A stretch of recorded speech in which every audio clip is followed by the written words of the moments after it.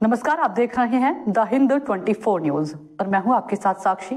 आई नजर डालते हैं आज की बड़ी खबरों की ओर। सरोवर नगरी नैनीताल से दूर काठगोदाम सर्किट हाउस में न्यायाधीश एनजीटी राष्ट्रीय हरित प्राधिकरण डा. अफरोज अहमद ने पर्यावरण संरक्षण एवं वनों तथा अन्य प्राकृतिक संसाधनों के संरक्षण के संबंध में जिला पर्यावरण समिति व अन्य अधिकारियों के साथ बैठक कर अधिकारियों को आवश्यक दिशा निर्देश दिए। बैठक में डा. अफरोज खान ने कहा कि हिमालय क्षेत्र को बचाना हम सभी की जिम्मेदारी है।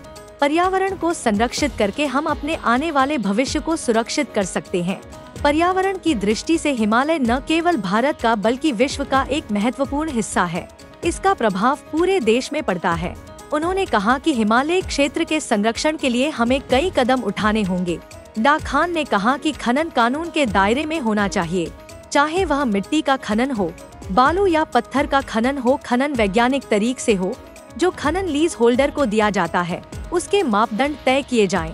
पर्यावरण एवं आमजन के लिए जो कार्य किए जाने हैं उसकी भी निगरानी होनी आवश्यक है। उन्होंने कहा कि नैनीताल झील भारतवर्ष अपितु विदेशों के करोड़ों पर्यटकों लिए एक पर्यटन का मुख्य साधन है। इसके लिए यहाँ हाइड्रोबायोलॉजिकल सिस्टम लगाई जाए। इससे झील में पानी की गुणवत्ता आदि का पता चल सकता है और जो भी कमी है उसे दूर किया सके। उन्होंने जिला प्रशासन द्वारा पर्यावरण की दृष्टि से नैनीताल झील पर किए जा रहे संरक्षण आदि कार्यों की सराहना की। डा. खान ने कहा, जिला पर्यावरण समिति देश के प्रत्येक जिलों में है। उनके कार्य सूखा कचरा, गीला कचरा, माइनिंग कैसे हो रही है, जंगल का प्रबंधन, तालाब, झील, बायोमेडिकल वेस्ट, सीवरेज, पर्यावरण आदि को बचाने के लिए कार्य करती है। उन्होंने कहा, सतत विकास लिए यह एक अच्छा कदम है। इकोलॉजी और इकोनॉमी को मिलाकर एक एकीकृत दृष्टिकोण अपनाने की आवश्यकता है। हर नागरिक का कर्तव्य है कि सरकार के हर काम में सहयोग करें।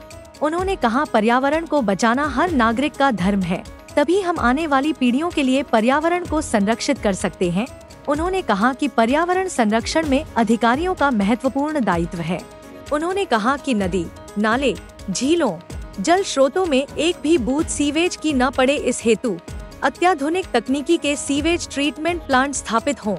पुराने प्लांट को बदलने की भी कार्यवाही की जाए।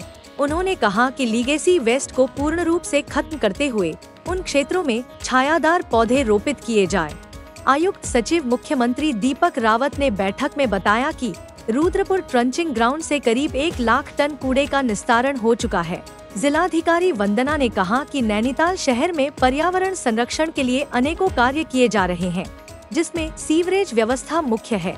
उन्होंने कहा कि जिला पर्यावरण समिति बैठकों का आयोजन कर पर्यावरण के संरक्षित करने हेतु कार्य किए जा रहे हैं।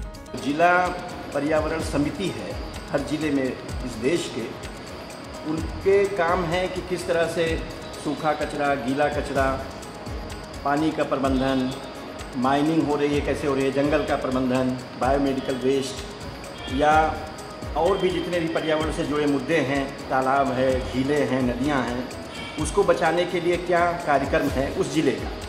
तो ये बैठक नैनीताल ज़िले के लिए थी। बहुत अच्छा काम किया है, ख़ासतौर से उत्तराखंड सरकार ने।